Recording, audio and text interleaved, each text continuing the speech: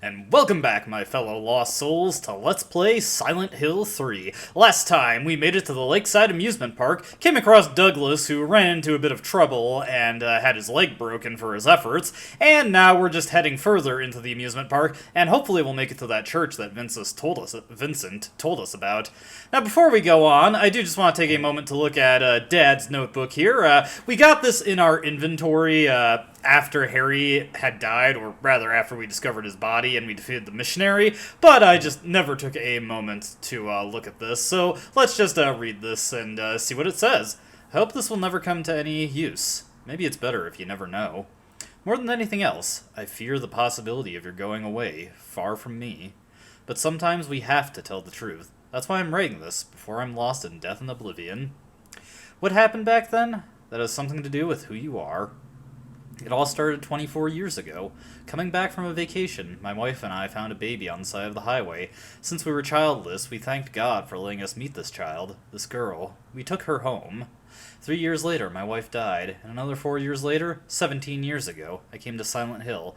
I heard the girl's pleas and took her with me, not knowing why she wanted us to go there. And it was there that the girl went away.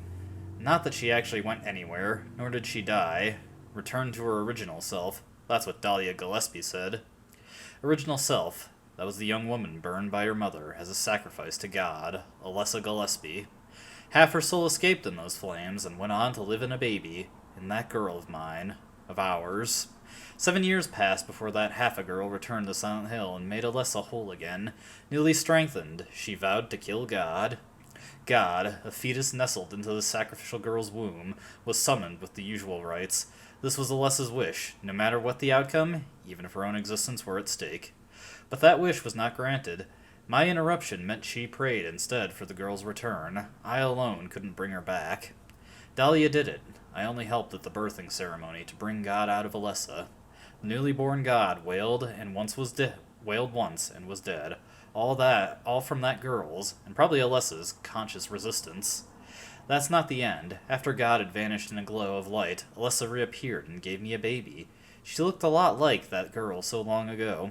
And then Alessa was gone, dead. There was nothing I could have done to help. I simply clutched the baby to my chest and ran off. The whole thing felt like a dream, but I had proof that it wasn't. The girl was nowhere to be found, and in my arms, the baby. Now 17 years have passed. It feels like only yesterday, and again it feels like a million years ago. I confess, I had reservations at first about raising that baby. Could I love her? Her existence was thoroughly unexplainable. I thought she could be that young woman who snatched away my beloved daughter. That led to sadness, anger. There were times when I put my hands around her tiny little throat. Several times I even considered abandoning her. That's what a terrible person I am. But I decided to raise her after all. I just couldn't seem to let her go. When you look at me, you laugh so... Even now, I can't forget about that girl, but I love you. I have no doubts about that. That's all I ask you to believe. To my precious daughter. Signed, Harry Mason.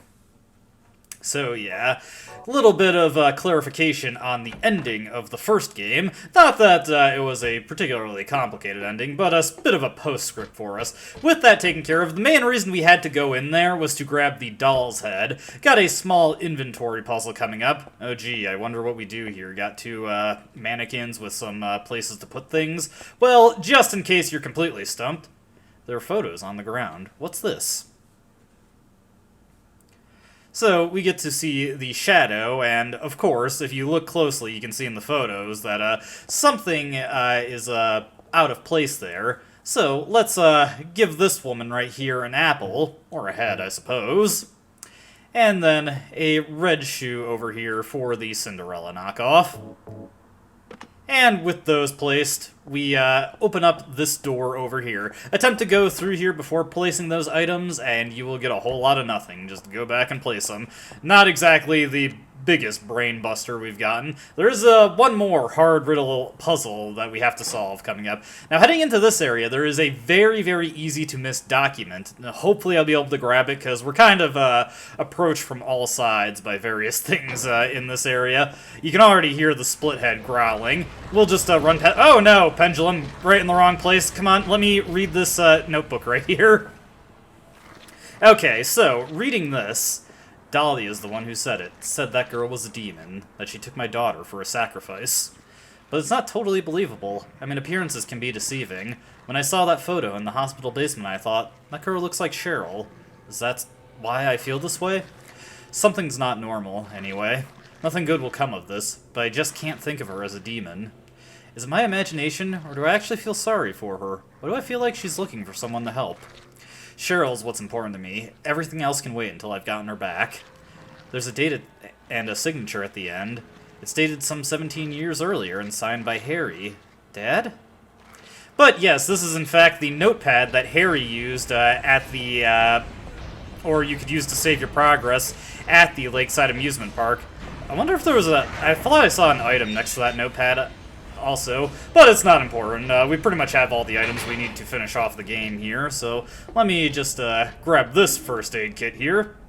Not going to use it though, even though we took some damage, because I'm actually going to be using a different healing item coming up. So once again, we find ourselves at a carousel, and if you remember the previous game, things got a little ugly here. Now, before we step onto this, I want to equip the katana, and I want to shoot up some morphine here, so let's just take a quick shot of that. And Heather is feeling alright, but her stamina is also maxed out. And that's going to be handy, because as soon as we step onto the carousel... I said as soon as we step on, it starts going around, and you may notice that these horrifying horses start going up and down. Well, as it so happens, we can actually whack them with our katana, and after enough whacks, this kills them, so to speak. You may notice that they are also breathing out little fart clouds from their nostrils. If you are standing in front of them, it does hurt you, so it's best to approach these things from the rear, and the best way to handle this is going around in a complete circle, taking out all these things. Now, there is a note posted on this carousel letting you know what you're supposed to do here and what might happen if you fail to do it after a certain amount of time. Fortunately, in a moment of convenience, we'll be able to take out all but one of these horses before we actually come across the note. So, just to speed things up and not potentially kill myself by mistake, we're just going to go around. Also, you can tell the horses are dead when they make that horrifying squeal, signifying their death. That one right there.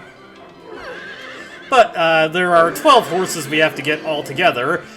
We can ignore this one right here, who instead just has something impaled on him. This horse isn't moving. There's a nail stuck deep inside its head.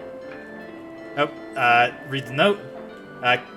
Memo in the 13 turns, count 4. You will die from their curse. If you wish to escape, there is but one way out. To kill before you are killed. You will be saved by the 12th death. Okay, that's all we needed to read there. That's telling us that we need to kill all the horses. If the carousel turns or makes 52 total rotations, you will die. And it's not a particularly interesting game over sequence. The screen just turns purple and you die.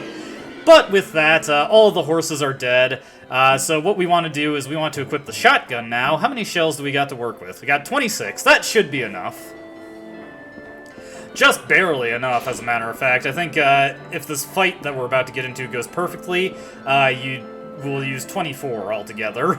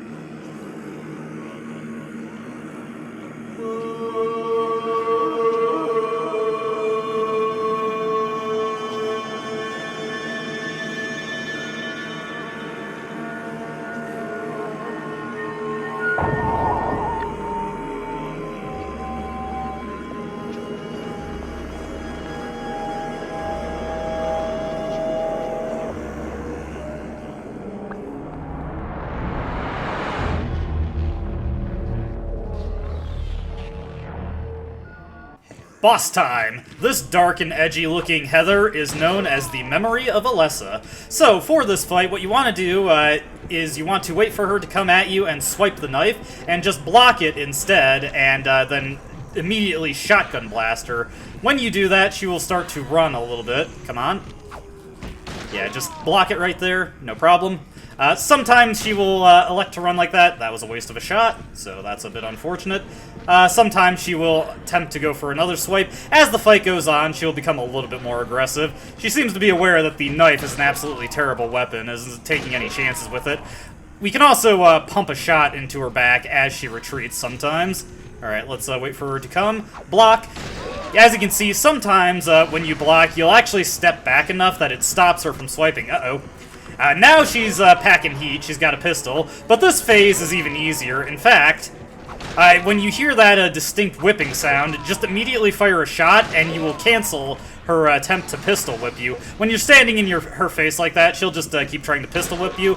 Here, she has a steel pipe now. This phase is even easier because her attack speed is even slower. So we'll just follow her around, wait for her to aggro again. Sometimes this fight can get a little finicky, just because the horses will cause the memory of Alessa to get caught up, and sometimes they'll get in your way also, or you'll empty a shot into one. And also it just messes with, and yeah, right there, I couldn't see what was happening, so I just took a pipe swing that I didn't need to. But that's okay. Now that that's been taken care of, we're on the final phase, and the most dangerous phase. She is now toting a submachine gun. So for this one, we just want to do the same thing. I'm actually going to reload, then take another shot at her. Oh, that was a complete miss. We want to get in her face again. If you don't think you're going to time the shot properly, be sure to block, since that comes out faster than the shotgun blast. We'll just hit her with another blast there. Wait for her to... Oop, that was a little too early. And let her hit. And we'll give her a kick here, since we're running low on ammo. Reload what we got into there. And I think that should do it. Yes!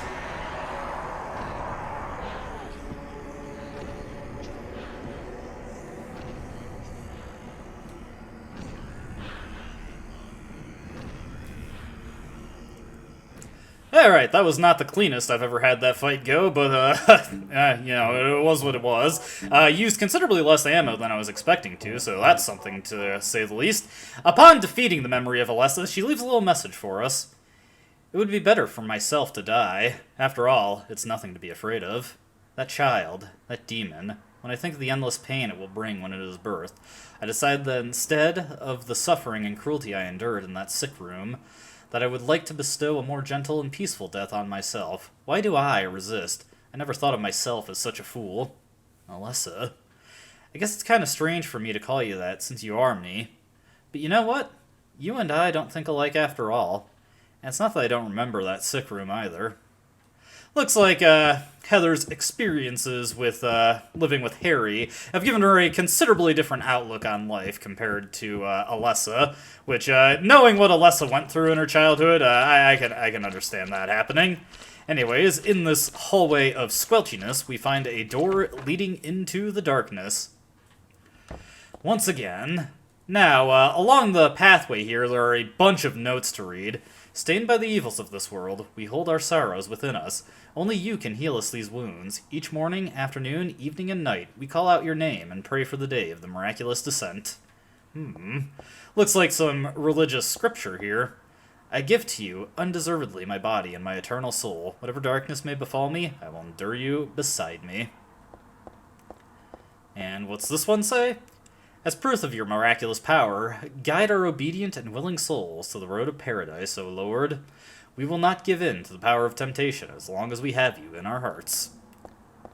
And let's see what this one over here says. O Lord, save us with your compassion. O Lord, shower us with your blessings. O Lord, favor us with your abundance. Makes it sound like a much more merciful and forgiving God than what we've been seeing so far. Got a little gated section here, but I don't think there's anything that you can actually see from here. So, not really sure what the deal is with that, but I guess it mixes up the scenery a little bit. There is one last note for us to read, as a matter of fact, on this door right here. There's something written on the door. The door is the gate which leads to the road to paradise. Embrace the bosom of the Holy Mother, admit your sins, and be forgiven. Eternal tranquility can be yours. Well, let's just go on through and see what awaits us.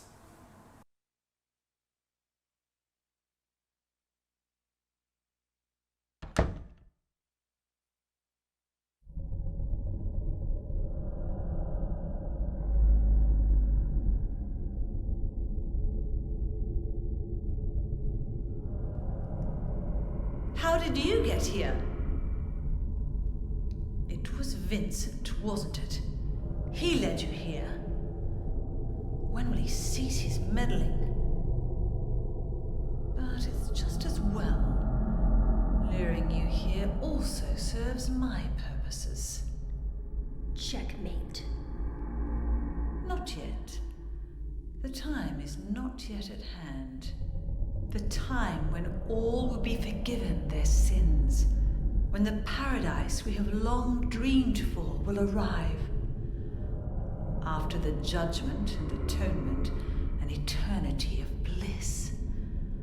Oh, Alessa, the world you wanted is nearly here.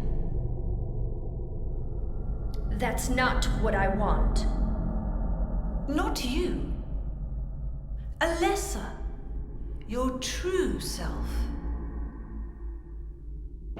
But I am Alessa.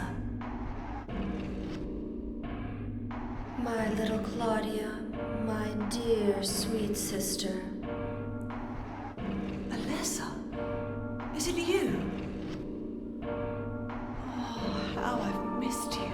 I don't need another world. It's fine the way it is. But you said it yourself. The world must first be cleansed with fire. But that's not what I want now. Alessa, don't you want happiness? Have you become blind to all the hopeless suffering in the world? We all need God's salvation. Listen, suffering is a fact of life. Either you learn how to deal with that or you go under.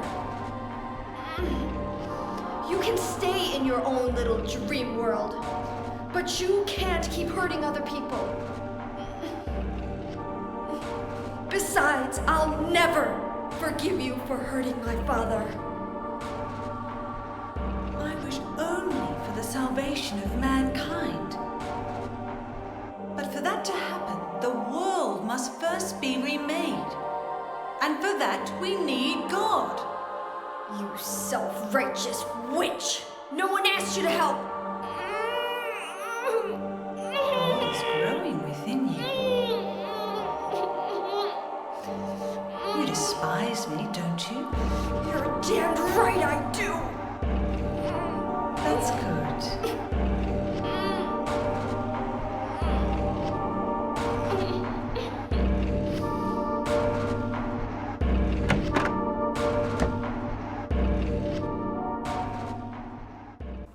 Well, once again, it looks like Heather had a hard time actually pulling the trigger there, although based on the problem she was having towards the end of that cutscene, she might not have gotten the opportunity to do so anyway. But we've made it to the church. Fancy looking stained glass windows they got up there. Now, on this altar here, get an Eye of the Night tarot card. Somehow I remember this stained glass. It shows God and the man and woman who birthed her. I used to come into this chapel all the time when I was a little girl. I came to worship God and to ask for my prayers to be answered. But it wasn't actually me. It was actually Alessa when she was a little girl. But anyway, none of my prayers were ever answered. Sad. And there's a handful of things you can examine in this church, such as these paintings here. What's this one depicting? 6. Faith. So God hasn't been lost. We must offer our prayers and not forget our faith. We wait and hope for the day when the path to paradise will be opened. I would go through all of these, but as you can see, there are quite a few of them, and it's just going to pad out the video. We'll take a look at one more, though. It's not super interesting. Just some additional art and maybe some extra pseudo-religious drivel you can read here. God made time and divided it into day and night. God outlined the road to salvation and gave people joy, and God took endless time away from the people. Sad. Anyway, that's all that we need to check out there. What else have we got here? A piano? There's nothing I can do with the organ. I don't know how to play anyway. I was hoping Heather would have more to say about that. And another save point. Nothing to say about this one, though. Oh well. Anyway, now that that's all taken care of, let's get into the chapel proper. Or rather, the church. Gotta remember the chapel is, where all the pews and stuff is. And now we're heading into the church building proper. Now, over here, we get a bit of an interesting and unique map here. Looks like it's a child's drawing of the church. But much like the map from the Labyrinth, there's a lot that is not filled out in this, so Heather will update it as she goes. There also seems to be a confessional here. Interesting. I have the feeling that there's someone on the other side of this door, but the door is shut tight and I can't open it no matter how hard I try. Well, let's have a little chat with them. We haven't had enough cutscenes in this video yet, have we? It sounds like they're in a bit of a situation here. Wonder what's wrong.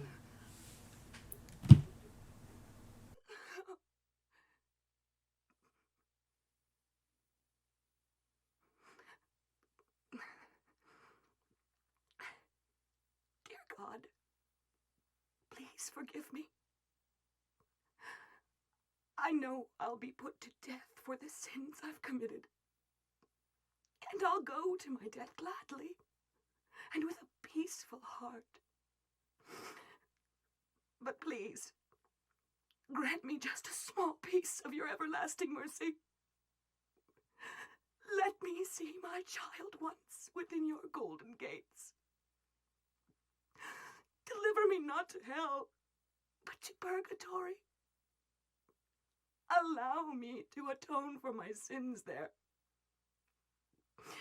I'll stand within the very flames of redemption, no matter how they burn me. Forgive me for my wicked act of revenge. And deliver the soul of my poor murdered daughter. Please, also care for the soul of the girl whose life I have taken. God, I am a child, trembling with fear as I stare at death. Soothe my tortured soul with your infinite mercy. Please, forgive me.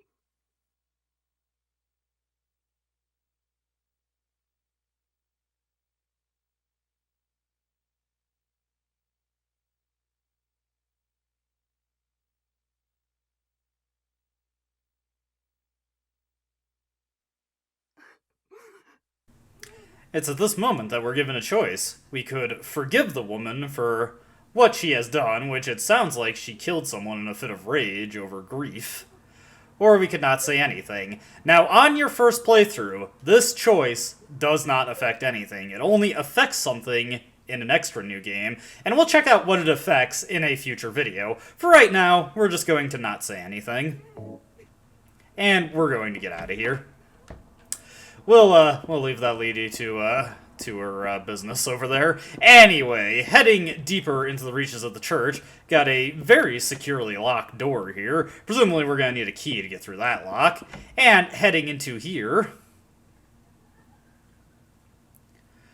we're going to find out that this is not exactly a peaceful religious institution, as it is, once again, loaded with monsters. How unusual for a place in Silent Hill. Now, closers at this point in the game actually do get quite a bit of a beef-up.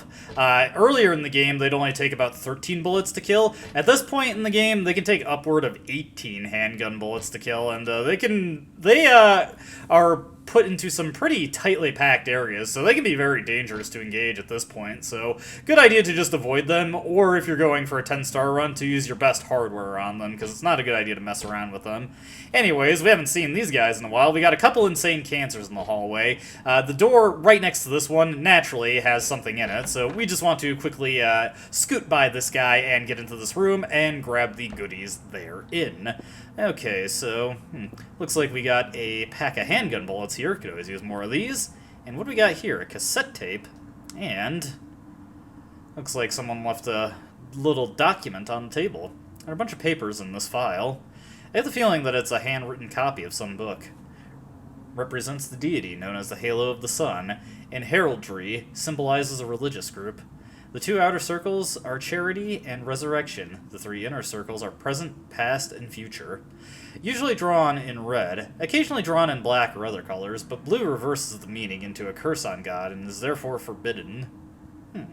So, finally get a little bit of explanation for what the save points in the game mean. Alright, we're gonna turn off the light just to hopefully dull the reactions of this one. Got another cancer over here, but we can just, again, scoot by him. And we won't have to worry about these guys for a while, but we will be coming back this way. You guys hear something? There's a picture here of an angel flying into the heavens. Nothing special. Must just be my imagination. There's a wheelchair here. Just a plain old wheelchair. Very astute, Heather. Let's head into this room here. This room is, for the most part, just a dead end, but there is a save point in here, should you want to use it. The circle means reincarnation. That's what it said on that paper back there. So death isn't the end. Pretty good deal, if you ask me. Thanks to reincarnation, I died as Alessa, but I'm still living as myself. But you know, just the thought of it is starting to turn my stomach. So, yeah, like, these save points, when you use them, you're literally bringing Heather back to life. Pretty weird to think about when you put it like that. Saint Alessa, Mother of God, Daughter of God. This picture, that's me. I'm holding the baby, and I'm the baby being held. That me that wanted death and disappeared with God 17 years ago. And the me here and now that sought life. Makes you think, doesn't it? Who's this? Saint Jennifer, unwavering faith under death's blade. Alright, interesting stuff there. And who is this?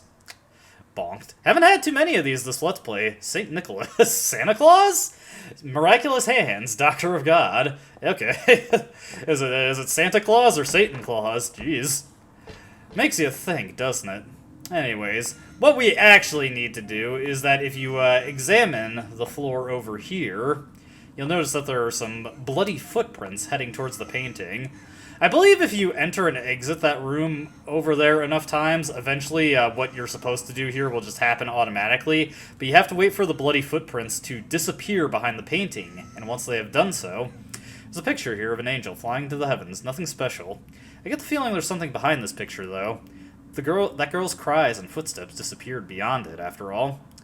Well, of course we'll move the picture. And hey, there's a door. Now we're going to equip something that we haven't used in, well, a video, actually. I was going to say a while, but no, we actually used it relatively recently. We're going to equip the submachine gun, and this is the other major thing I want to adjust the ammunition for it, because one of the enemies in the church is actually very vulnerable to this gun, so it's pretty handy, and I'd like an opportunity to show it off and actually comment on the efficacy of it. Now, for the longest time, I thought you needed to slap the silencer on this to actually affect this enemy, but as it turns out, you do not need to do so. Hey, look, it's a degraded missionary. But yes, the missionary is now a regular enemy. These guys are known as scrapers, and like the missionary, they can block your handgun shots unless they're silenced, but they cannot block submachine gun bullets, and I actually haven't tested the shotgun on them. There are a couple throughout the area, so we'll see if they can block the shotgun from the front like the missionary can. We've got a few shells to spare. Heading into this library here, quite a few things to check out. These books look like real mind benders. I think I'll leave them alone for now. And what do we got over here? Hold on. Silent Hill's Ancient Gods, a study of their etymology and evolution. What a mouthful! There is no religion that has remained unchanged from the moment it was founded. This one is no exception. When this religion fell into the hands of immigrants, it was deeply influenced by their own original Christian beliefs. For example, the traditional representatives of these primal gods may be given the names and descriptions of Christian angels, thus shared characteristics begin to appear. There's also one rare example of the chief deity, creator of paradise, or lord of serpents and reeds, being dubbed with a demon's name. Of course, this was not done by believers, but by their opponents. Interesting. There's a variety of notes that you can read in this library, although a lot of them only appear on an extra new game. One more that we can read is right over here, though. There's a book on tarot here. Tarot is based on the 22 Hebrew consonants and is said to represent the entire world. Each card, numbered 0 through 21, has a particular meaning. By reading these cards, fortune tellers predict the future. For example, the first card, the Magician, signifies creation, wisdom, beginnings, or destruction, and fraud. The second card, the High Priestess, denotes intuition, harmony, faith, or dogmatism and arrogance. According to some texts, the Gardner deck had more than 22 cards. The Gardner deck does not exist today. It is mentioned only in the literature. It is said that these extra cards were based on lost Hebrew vowels and denoted an otherworldly, transcendental existence, i.e. God. And this might collect to the tarot cards that we have been collecting, such as this one right here, the Moon.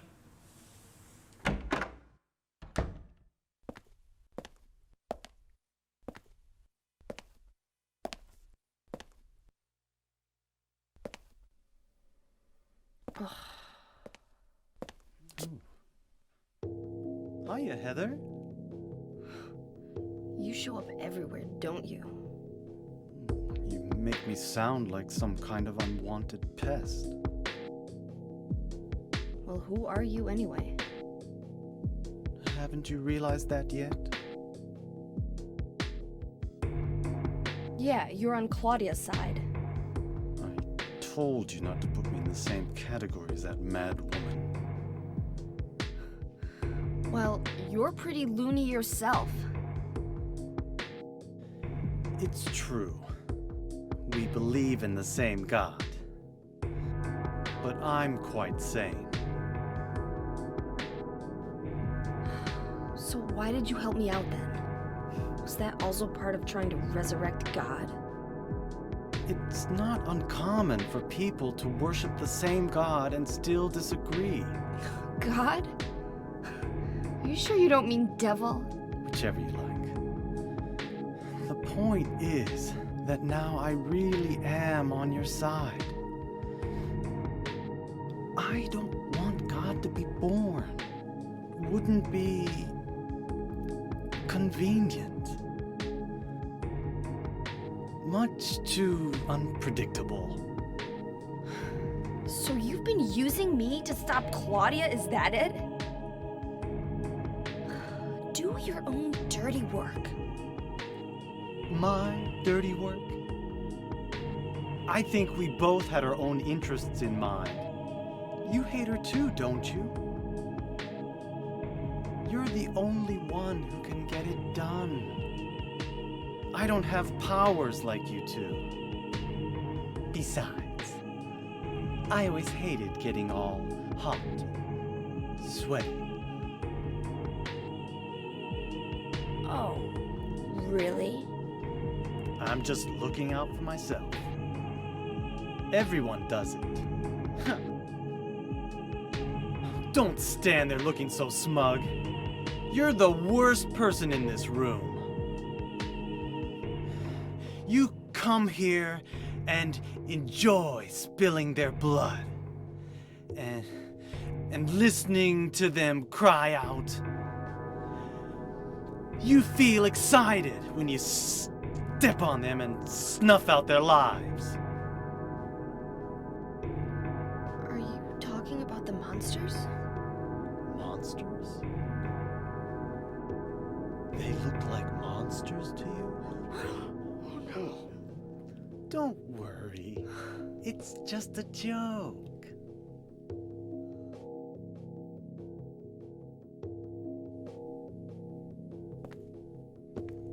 By the way, I forgot to ask you. Did you get the Seal of Metatron? What's that? You don't have it? Leonard was carrying it. You mean this thing? Yes, that's it. As long as we have that, we're fine. Here, take this.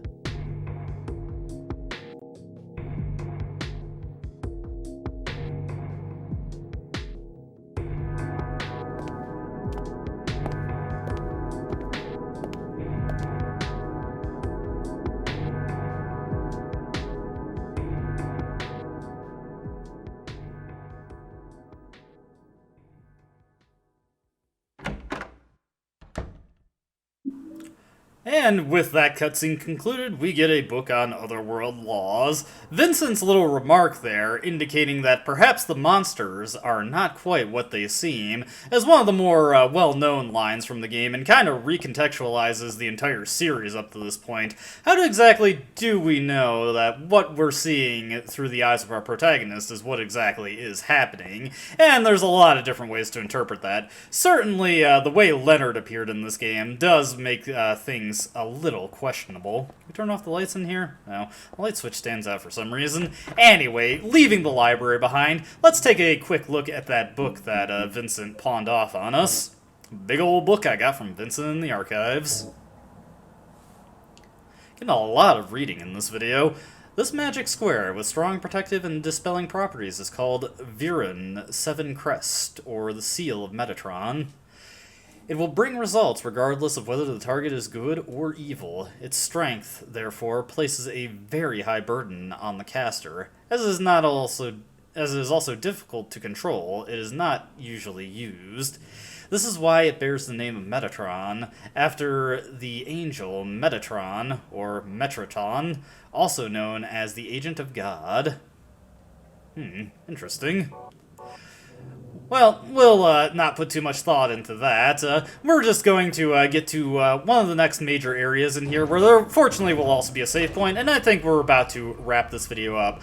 Now, coming down this elevator here, there is in fact a important item that we have to pick up off to the right when we first get off the elevator, but I want to head to the left instead. All of these doors are broken except for two of them, this being one of them. This will take us into another section of halls, or another balcony hallway.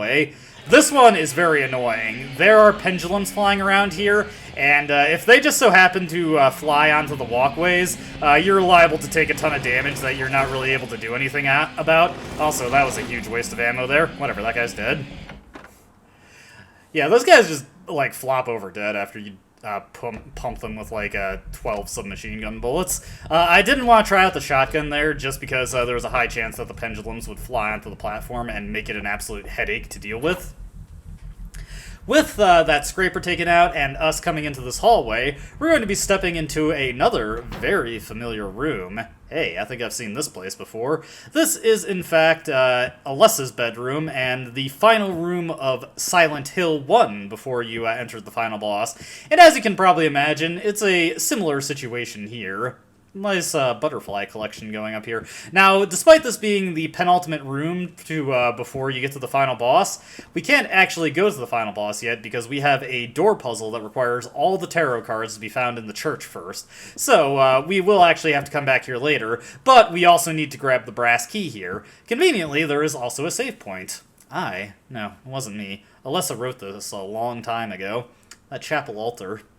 It wasn't that one beautiful chapel. It was some other altar somewhere else. Sorry, too much reading. My words are getting all mixed up. I'm just noticing there's a picture of Dahlia on the shelf there. Nice touch, nice touch. But this is where we're going to save. And when we come back, we will be doing the final leg of the game, defeating the final boss and seeing the ending, so look forward to that. As always, I hope you enjoyed watching, and I hope to see you in the next video. Until then, though, goodbye.